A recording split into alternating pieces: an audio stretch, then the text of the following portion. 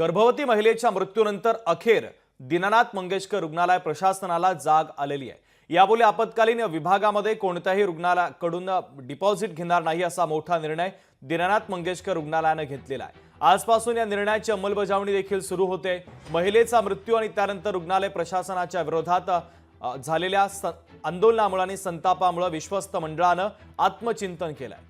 रुग्ण emergency room मध्ये आलेला असो किंवा डिलिव्हरीच्या विभागात आलेला असो किंवा लहान मुलांच्या विभागात आलेला असो, त्यांच्याकडनं इमर्जन्सी मध्ये डिपॉझिट रक्कम घेतली जाणार नाही।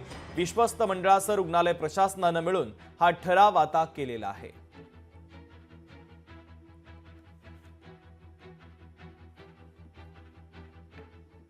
पुढे अशी प्रकरण होऊ नये म्हणून काय काळजी घेतली पाहिजे या दृष्टीने आम्ही कारवाई करण्याचा प्रयत्न करतो आहोत। आज कमिटी देखील या ठिकाणी जी मी तयार केली होती ती आलेली आहे।